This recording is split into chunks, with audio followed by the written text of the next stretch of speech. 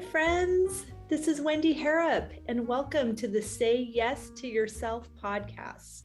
On the Say Yes to Yourself podcast, you'll hear stories from women just like us who are adding the practice of saying yes in their daily lives in big and small ways, and as a result, are experiencing the truth that everybody wins when you say yes to yourself. Saying yes to yourself is a graceful unfolding, an intentional becoming of the very best version of you.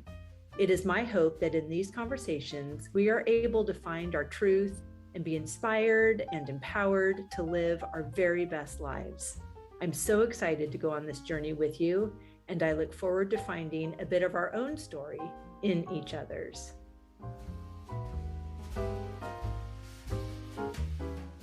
Hello, friend. Welcome back to the podcast. I'm so happy to have you here. Happy summer. Happy July. I feel like this is such a fun time of summer. We still have a few weeks before school starts, but we're a little bit past the busyness that is that May, June corridor. I hope you are finding space and margin and bliss and shade and sunscreen and all the things that make this time of year good for you. Make this time of year a space where you can grow and expand through rest, through pause, through hanging out with your kids or your grandkids or your favorite person, which I hope is you. It's just good, and it's a gift. I am at the Phineas Wright House this week, but we are diligently working our way through the list before Amelia and I leave on Saturday night. It's been really fun. I was telling you last week to change my plans, to course correct, to decide that more margin actually equals traveling sooner rather than later. I'm so looking forward to being in London and France with Amelia. We'll be getting our Harry Potter on at the first part of our trip, and then introducing Amelia to the chateau, which is crazy and fun and fabulous and in alignment. As my word for 2026 is legacy, that feels like a moment that supports my word. It's good. And I thank you for your support of this podcast. And I know that it's just a reciprocal relationship between you and I, between our guests, between the things that are meant for us to hear and land and implement and share. It's just such a beautiful circle of love and expansion. And I'm so delighted and thrilled to be a part of it with you. So thank you.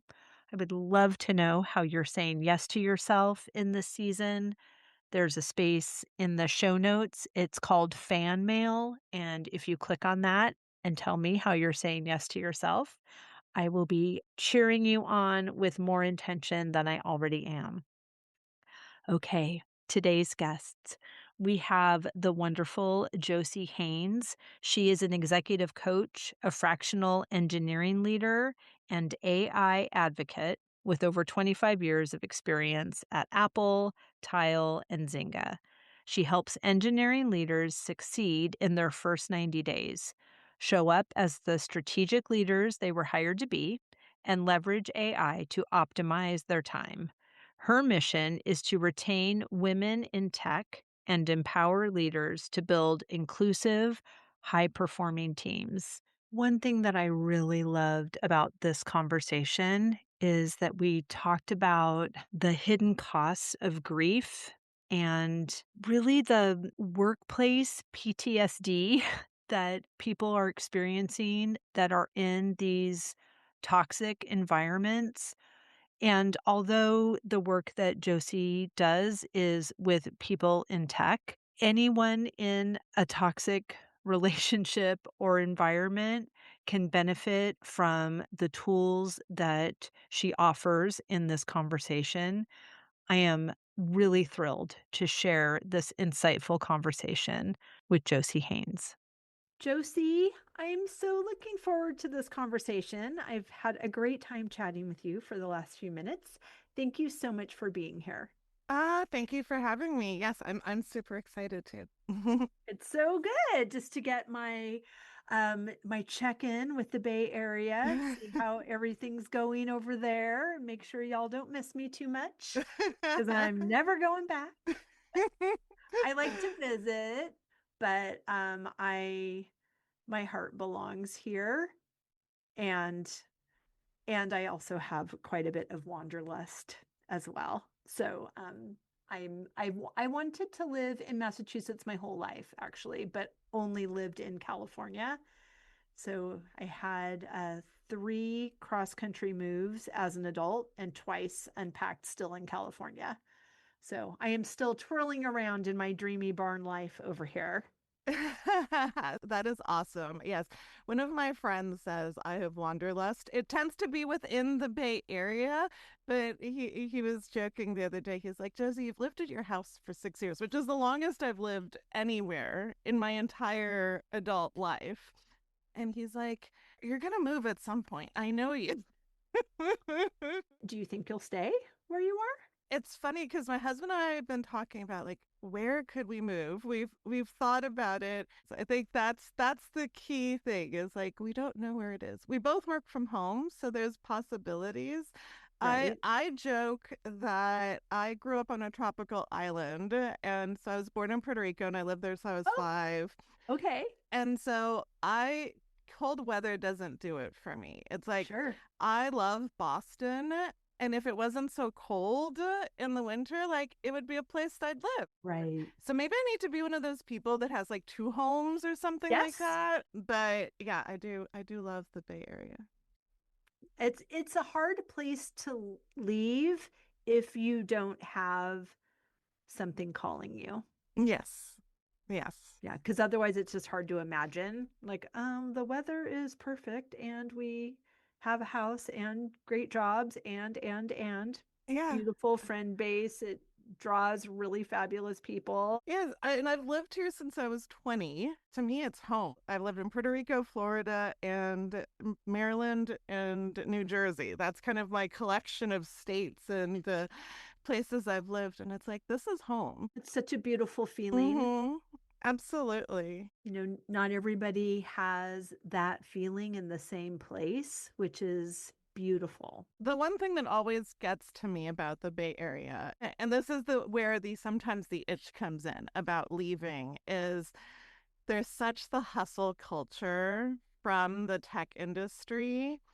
And a big part of why I left my full time job in the tech industry is I just like the frenetic energy of this, like, your success is directly tied to how many hours you work and busyness being worn as a badge of honor. It's exhausting sometimes. And it's like it's in the air, right? It's like I have to be very intentional about finding people in spaces where that isn't true. Right.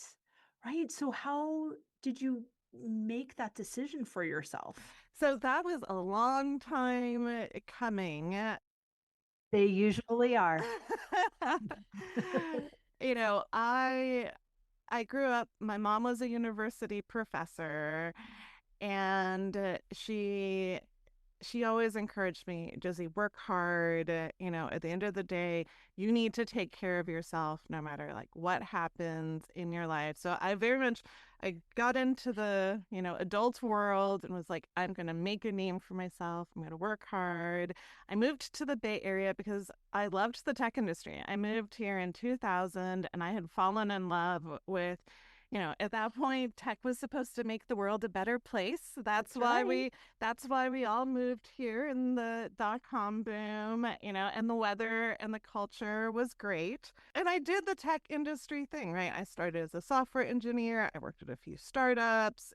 I then went into some bigger companies. In 2010, I went to Zynga, which was a gaming company that built all of the Facebook games like Farmville back in the 2010s. I went through the hyper growth phase. We went from 1,000 to 2,000 people my first year I was there. Then I kind of had my first kind of wake up call, like, because during this time period, my mom had been diagnosed with Alzheimer's, and it most likely had started before then too. Like, I saw signs of it in my early 20s, but she was finally diagnosed when I was in my later 20s, and she struggled with it for 8 years. And I was having to navigate that while also my dad's mental health. He always assumed my mom, like, he was going to pass away first. Like, he had had mental health struggles my entire life.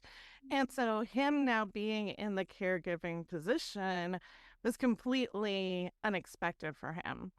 And Sure. so I basically spent a lot of my Zynga time. I was there for 4 years before my mom had passed away, just caregiving both of them remotely across the country because they Mm, lived in Florida, but caregiving remotely and basically feeling very responsible for this. sure. So that was kind of the first wake up call. So in 2014, after she passed away, I moved back to Florida for 9 months to take Okay. care of my dad, get him into a better place. And he did. And at that point, I was like, I was missing the Bay Area. So I went back to the Bay Area. But at this point, I had realized a few things. One was life is short. My sister had actually passed away from colon cancer 3 months before my mom in Oh her my 60s. gosh. And then my mom passed away, and I was like, life's short. Like, that was kind of like the wake up call in the back of my head. But I didn't really give myself time to grieve at this point yet because I Mm, had been so in caregiving. I was just like, I need to just keep going to yeah. keep doing this. So I came back to the Bay Area, ended up back at Zynga, ended up working there, and then went to Apple for a few years. Worked on Siri Music and Media and Sports. My Siri Music team built 30 features for the HomePod, and then my Siri Media team built the Siri on Apple TV integration. We actually got a technical Emmy for that integration while I was Congratulations. on the team. Thank you. And from the outside, my career during Siri could look perfect, right? Like, I'm leading two big teams. I got a technical Emmy. Like, it's great. But inside, I was going through a lot of imposter syndrome, For sure. reflecting back, a lot of unprocessed grief, honestly. Totally. And during that period, my brother also passed away from cancer. I always saw him being somebody who was like, he worked really hard. He was like my role model when I was growing up. He's the one who got me into computers and everything else. And he was always living a life where he was like, I'm going to retire and then, like, I'm going to live my life. And he passed away like 3 months before he retired. Oh, And so that was one of these really big wake up calls where I was like, okay, life is short. I'm going through a bunch of imposter syndrome here at my job. I left in a feeling like I was actually a terrible manager, despite the fact I had people telling me I was the best manager they'd ever had as I was leaving. wow. And I gave myself 6 months off. And it's the first time in my career I had really taken longer than like a few weeks off. I really focused on personal development. I learned about journaling and mindset work and meditation. And I worked with a coach for the first time in my life. And it's it was really when I started realizing, oh, I don't have to keep living exactly the way I've been living. And success doesn't have to be just tied to your career. So it was like the first time I started getting that wake up call. And I thought I was going to leave tech entirely at that point, but I didn't. But I went back under my rules at that point. Okay. One of the things I had done when I was at Apple is I started Women at Siri, which has now become Women in AI and ML, which is one of their largest employee resource group. But I had started it because I really saw a need for people to have conversations, right? There was a women in Apple community, but that was more like there were presentations being given. Like you weren't having honest conversations. But I always felt like it wasn't ever fully appreciated, or it was almost like, oh, that's a little like side thing you do, Josie. Like, don't let that impact your day job. And I had tried to start a mentoring program as part of that. And it kind of got shut down. The VP at the time said he didn't really believe in mentoring. And What? so, Oh my gosh. Because that would be so legit. yeah. Just in that, on that campus alone. Yes. And so I Wow. had designed this whole like how to do it like in a very light touch way that didn't require a lot of efforts. And so when I went to join Tile, so I'd been working part-time. I was like, okay, this is a good team. A new CEO joined. I like, his philosophy. But it's like I need to talk to him before I join full time. And so I said to the CEO, I was like, look, inclusion can't be lip service here. Like I want to work somewhere, like I will be a great engineering director for you. I want to start this mentoring program. I want to help run some of your DEI initiatives. And he surprised me. And he said, well, I promised my wife and daughters I wanted to make Tile the best place for women to work in the Valley. Okay. So I joined and we delivered on that promise. And I definitely say we because to make something like that work, it does take the entire leadership team. So did it not last after you were Well, gone? Tile got acquired, Okay. so it has shifted. It went through an acquisition. A lot of basically all of us who had created that culture have now gone off to do other things. While I was at Tile, I started working with an executive coach because I was like, I want to figure out how to be an executive. I was like, I want to make an impact.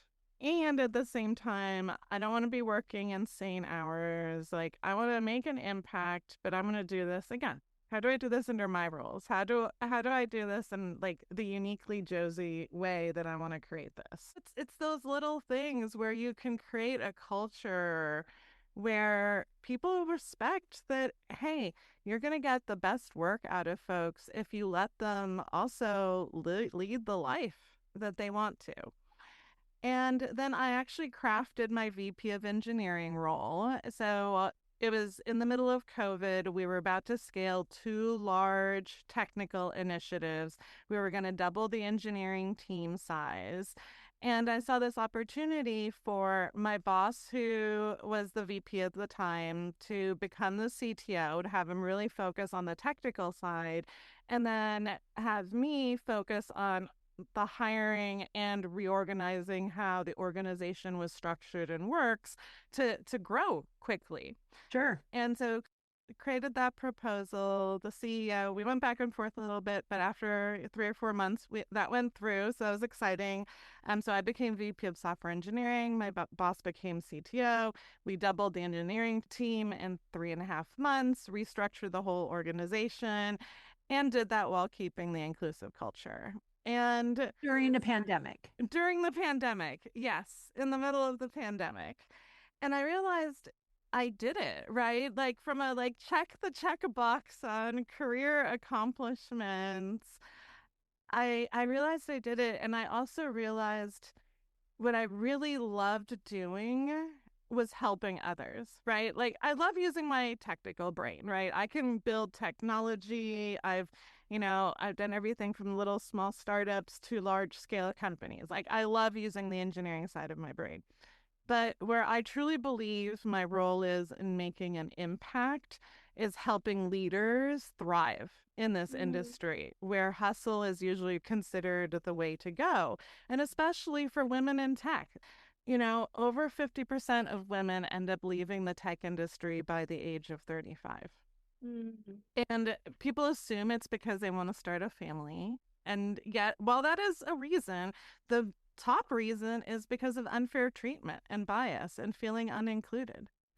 And so in July of 2022, I left Tile and started my coaching practice. And now I work with engineering leaders and women in tech leadership to really help them craft their careers. And I always tell people, it's not that I'm against like wanting a promotion, wanting that seat at the table. Like, if that's what you desire, like, absolutely, like, I will help you go get that. I will, especially for engineering leaders, it's often you're showing up with execution instead of strategy, right? It's like, I will Mm. help you go do that.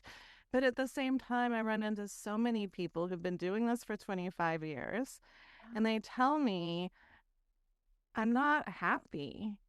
Like I've hit success, but I'm not happy. And that is really where I help people figure out, okay, what's next? Like, how do you find happiness today?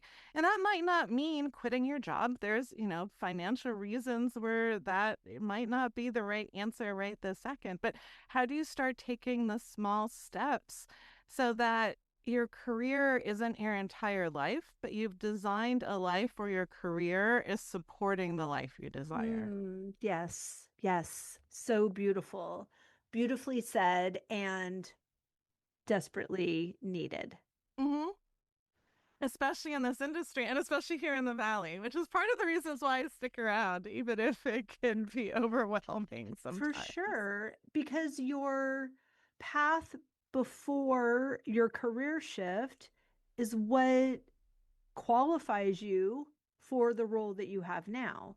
Yep, So it's not that any of that was bad. It's like it's all everything is always working out for us. It's happening for 100%. us. It is not happening to us.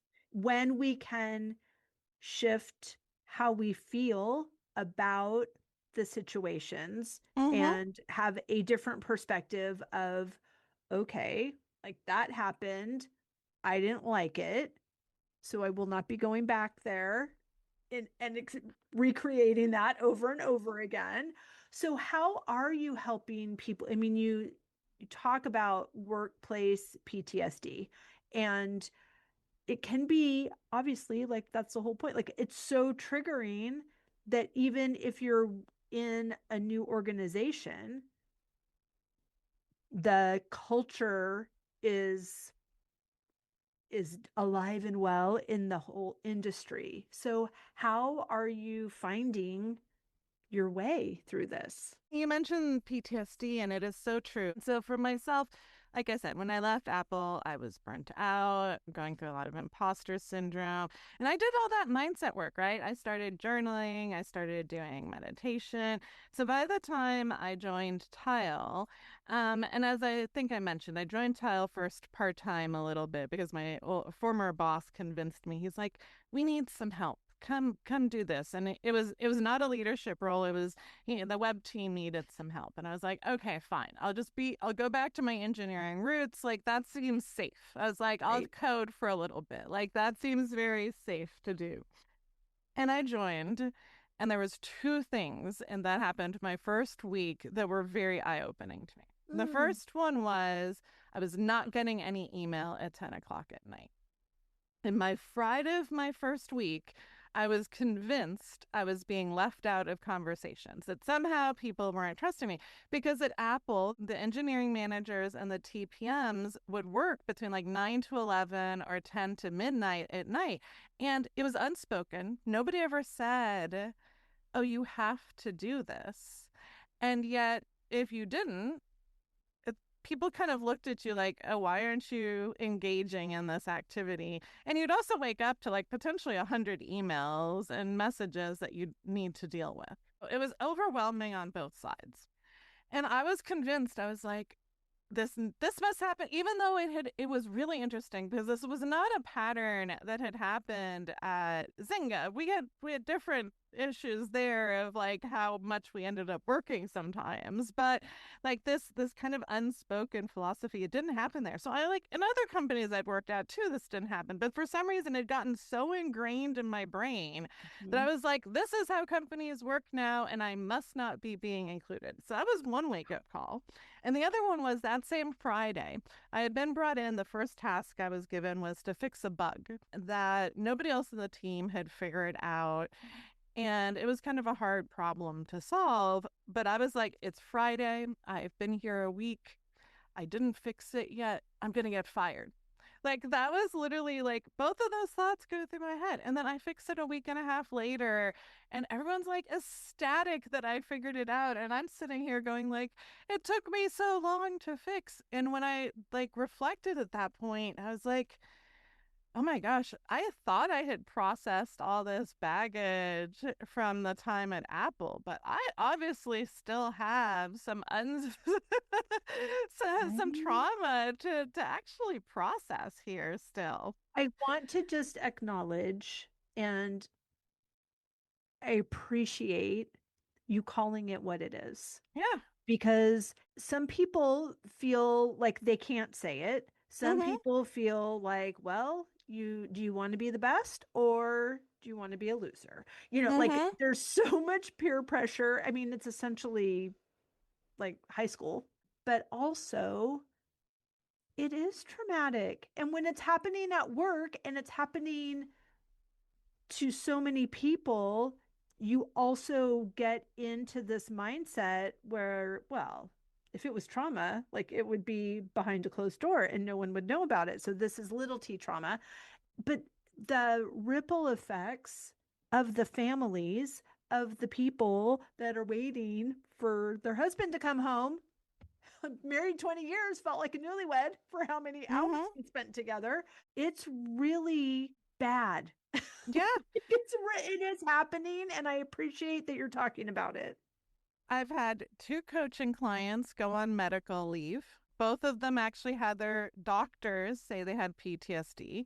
One of them literally had their hair falling out, which is, and I got her to the point where I was like, you need to leave this job. And sometimes it's not that extreme, right? Like, Well, yeah, let's hope so. yeah, and it's not always that extreme, right? But a recent coaching client, she had had a situation where somebody had come in at her previous company and had kind of taken over the role in the work she was doing and kind of pushed her aside.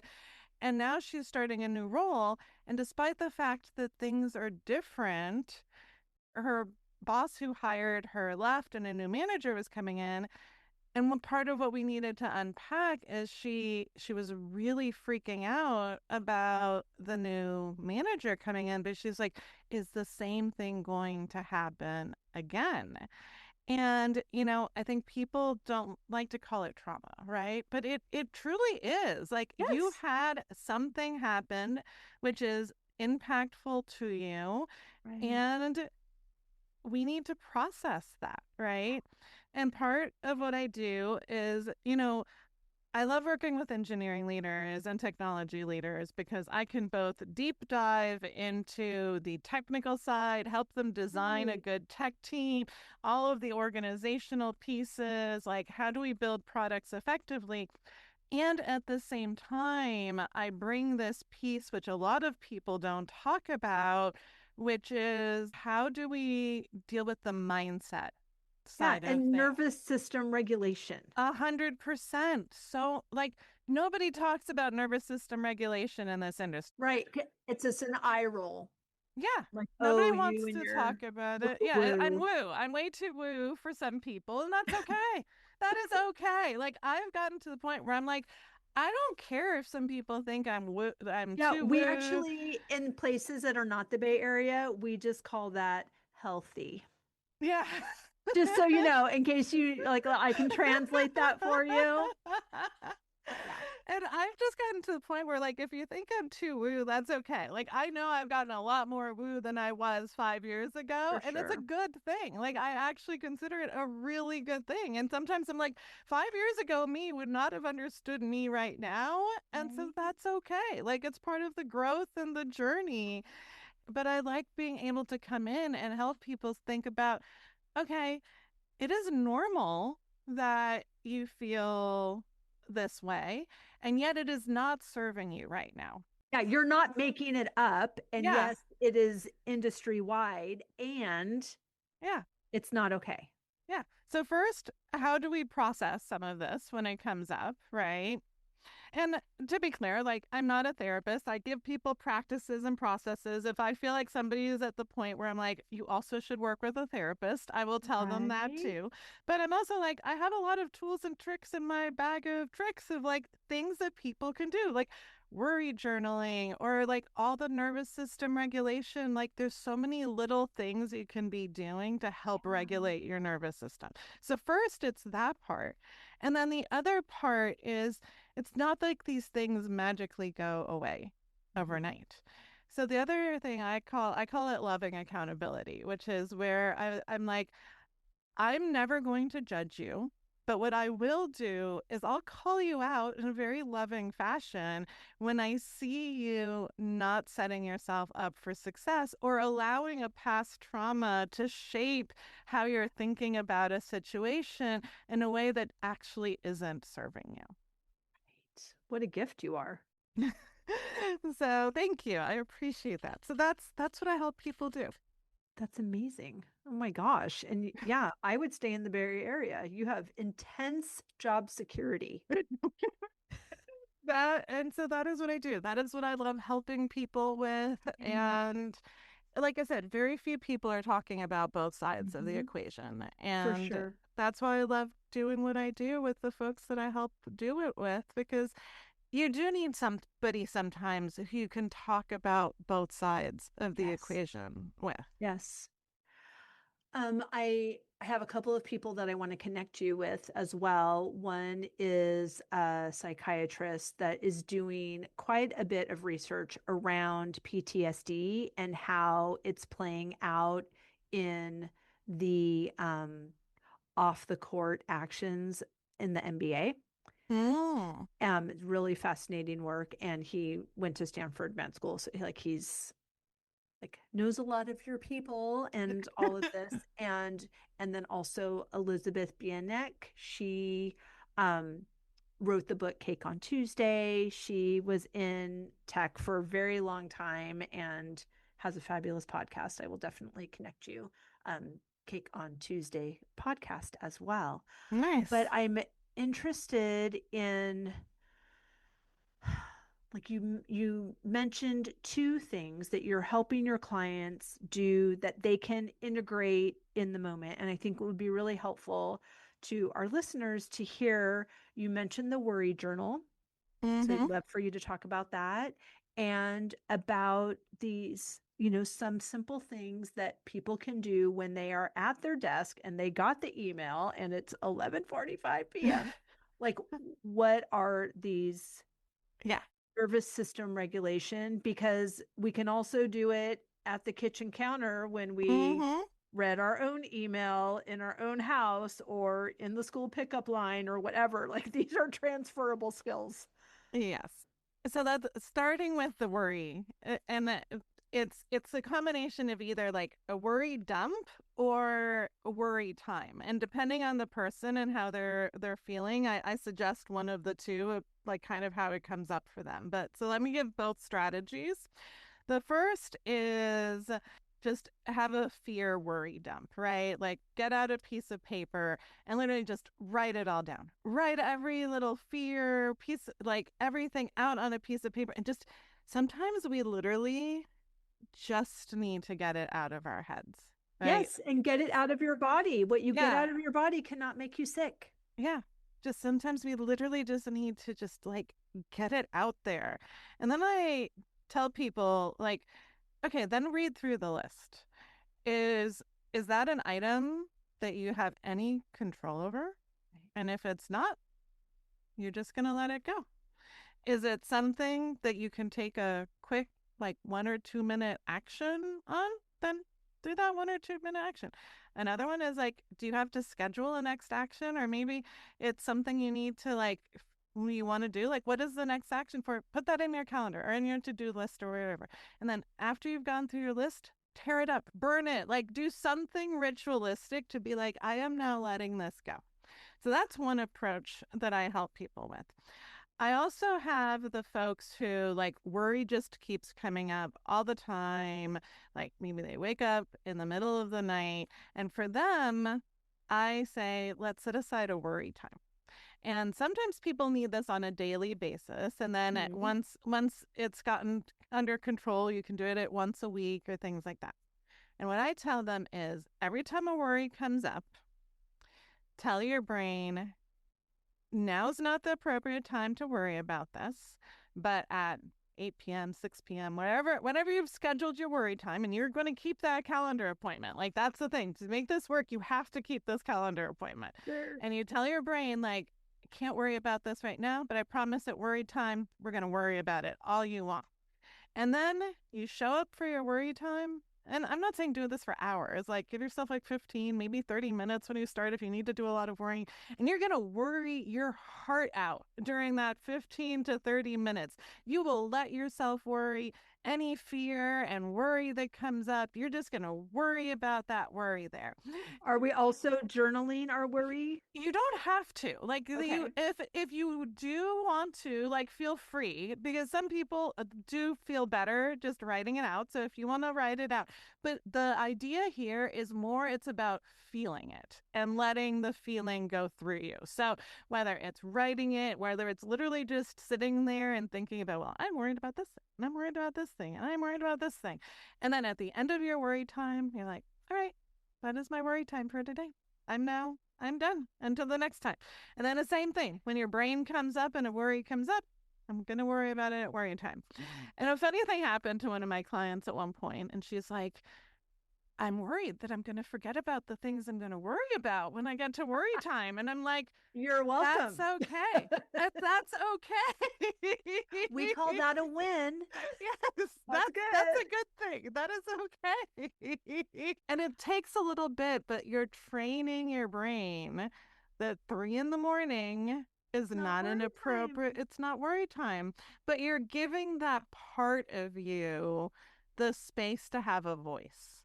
And Yes. that is why you end up worrying at all these other times because you're not giving that part of you a space to have a voice. Mm. I love how just kind and tender that is, and we get to do that to our for ourselves. Mm-hmm. It's Yeah. so beautiful.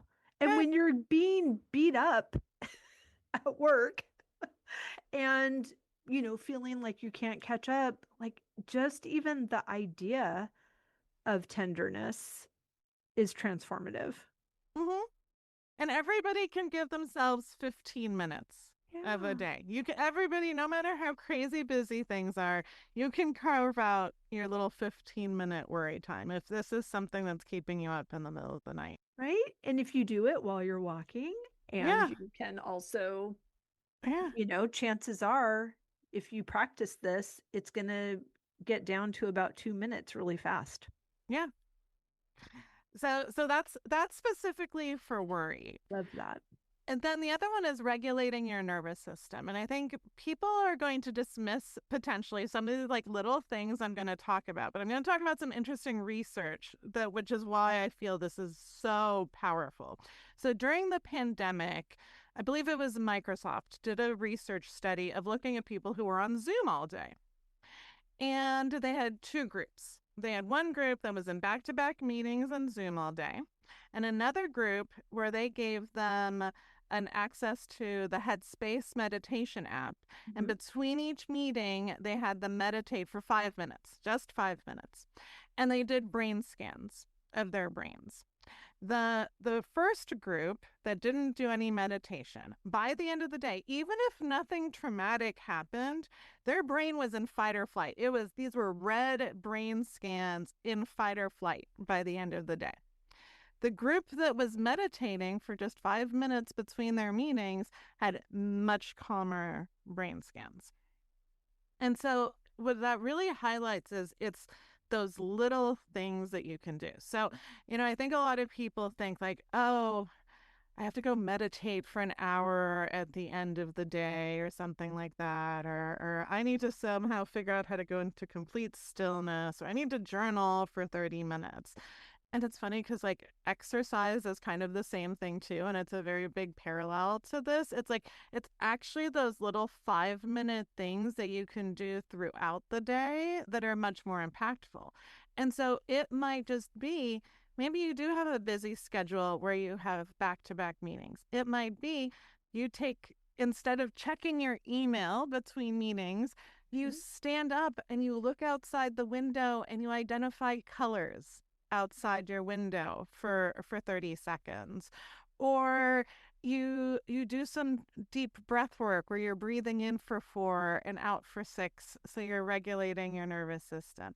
It might be you go to the kitchen and you get some coffee, and maybe you do some stretches while you're in the kitchen, or maybe you do a few push-ups against the counter, right? We can encourage exercise is actually great in nervous system regulation too, as long as it's not too extreme, right? And so it's incorporating these little things throughout the day, which are Mm. really going to regulate your nervous system. You mentioned something, which is you're going to get that email sometimes, or maybe you're going to get really triggered in the middle of a meeting, right? Oh, And you can't go like stare out the window or be like, no. I need a 5-minute break. Sorry, piecing I'll be out in the identifying colors. I'll be right back. I'll be right back. And so, and this is a trick I learned from Dr. Shazad. He's at I think he was at Stanford. He wrote a book called Positive Intelligence and has a program around this. He calls them PQ reps, which are positive intelligence quotient reps. And I'm not going to go into like his science behind it, but it's these like little things that you can do in the moment. And it's really in summary, it's about really getting in tune with your body instead of letting your mind take over the show. And so if you're sitting in a meeting and you're feeling triggered, it can be as simple as rubbing your fingertips together for 30 seconds and feeling the pressure, feeling the ridges, feeling all the little details. And nobody's gonna like know what you're doing if you're just sitting there rubbing your fingers. Nobody's gonna like look at you funny. Or it could just be like feeling your butt on your seat, right? Like how does it feel? Like what's the pressure there? Like, or even identifying like, oh, huh, my neck muscles are feeling really tight right now. Like, what do I need to loosen them? And these are all things that you can do in the moment, in the middle of a meeting, to just help yourself refocus and regulate your nervous system a little bit when you're getting triggered. Right, because even just the distraction of thinking about doing the action pulls you out Yes. of that. Yes. Yeah, Because then you're really tuning into your body instead of letting your brain run the show. right, right. Oh, it's so good. You are very good at this, Miss Josie. I love this conversation. It's been a while since I've been in the Bay Area and I don't have many tech conversations anymore. And I thought, okay, this might be a heavy lift, but I'm here for it. But you're so good. I'm one of those very unique people who You could deep are. dive into a conversation about how to build large scale tech and also talk about mindset and the Right. same. I wouldn't have pegged you for an engineer.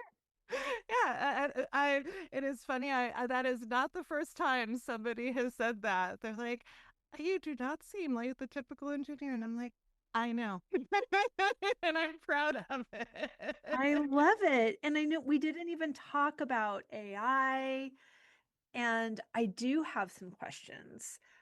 I would love to have another conversation with you because I Absolutely. want to be sensitive to your time. But I know we have lots to talk about. But is there anything that, like, as AI relates to what we've been talking about, that you would like to share? Yeah, so I'll give you my thoughts on AI, right? I think there's like the TLDR conversation on this that we could definitely deep dive into. I know So what that one means. Too too long long didn't didn't read read, it. sweet Yes. listener, in case you don't know. You're not hip like me. um so one is yes, AI is changing jobs. Yes, there are, especially in the tech industry, it really is impacting what a software engineer does day in and day out. Okay. And at the same time, this does not mean that every single job is disappearing tomorrow. The current technology is honestly not there yet. And we would need to figure out a completely different evolution of the technology. I'm not going to go into the technical aspects of why, but it is not there and it is not magically going to like there needs to be some serious engineering work for this to become a reality. So first it's like yes, things are shifting. I'm not saying they're not. But at the same time, this like doom and gloom, like everything's gonna be replaced. Like it's great, it's great headlines to keep people in control. Like I actually think that that's part of it, right? I think I it's feel it is like, are there really only 10 news stories for this entire planet that we're just going to double down and say them louder and over again? It's like, yeah. oh my gosh. Okay. That's one thing. I always tell people, I'm like, don't just trust the CEOs who are benefiting from this and their stories. So Yeah. that's one side of it. And the other side of it is like AI is here. It's not going away. And so also don't just stick your head in the sand and pretend that AI isn't going to shape things. And so I tell people focus on first the human centric skills, especially for people who want to be leaders, right? Focus on the things that are uniquely human that AI cannot do, right?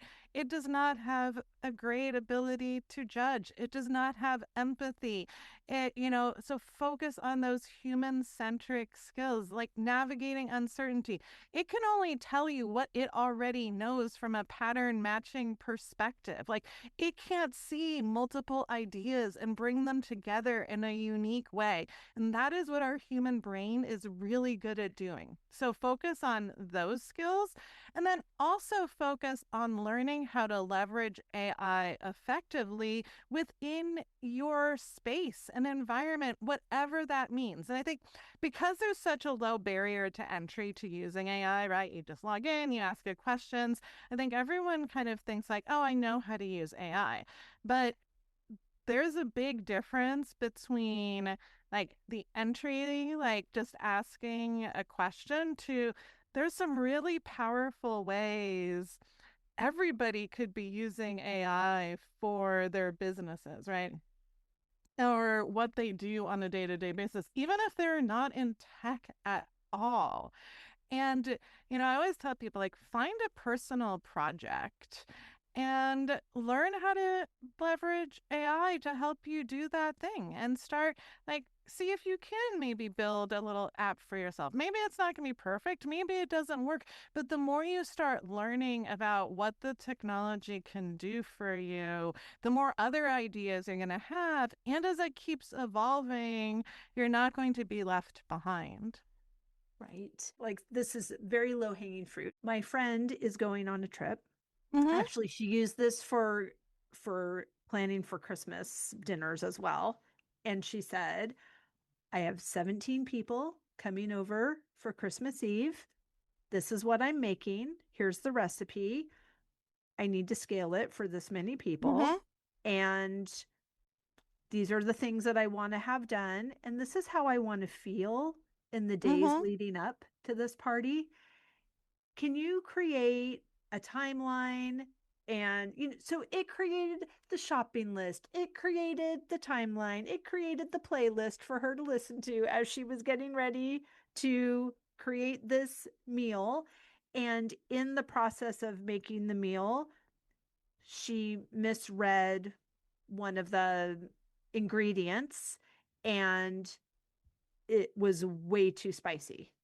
And Mhm. she thought, oh my gosh, Like people are coming in a few hours and I have to start this whole thing over. And I've been feeling, but she asked, like, this happened. How do I fix it? And it was like all of these remedies from all of these top chefs using ingredients she had in her, like, so we can like be magicians in our own kitchen Yes.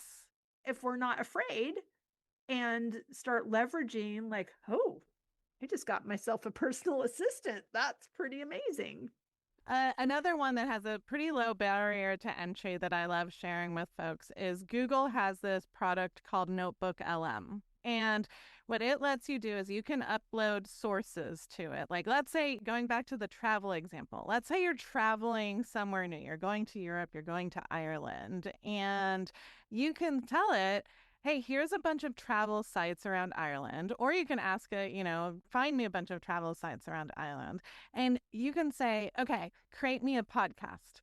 And it will actually generate a podcast of two people talking about the topic you want it to talk about.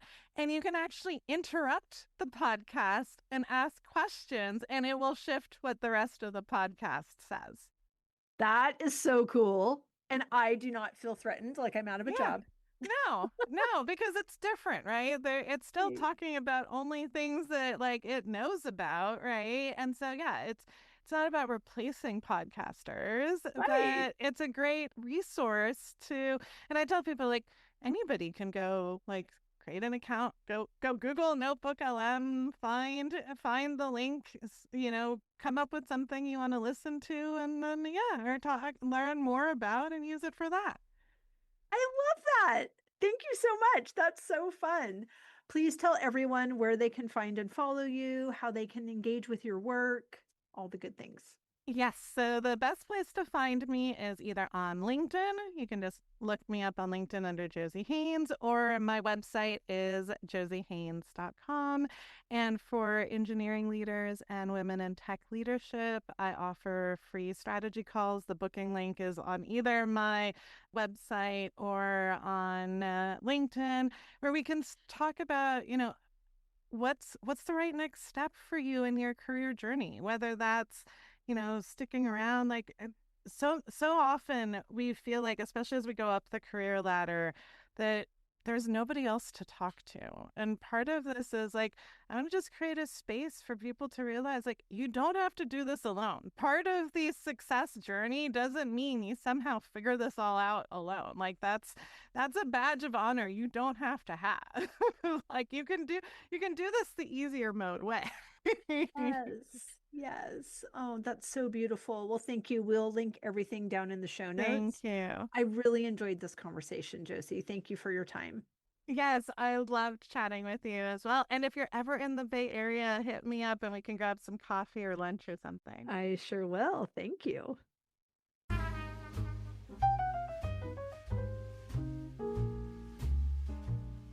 I hope you enjoyed that conversation as much as I did. As always, any links or notes mentioned can be found at phineaswrighthouse.com in the podcast section of our site or in the show notes below. And if you haven't connected with me personally, come find me on Instagram at Phineas Wrighthouse and let me know you listened to this episode. I'd love to get to know you. Thank you for sharing this time with me. I know your days are full, and I'm really grateful that you chose to spend some of your precious time right here. Be sure to subscribe to the podcast so you don't miss any of these delightful conversations. I'll see you next week.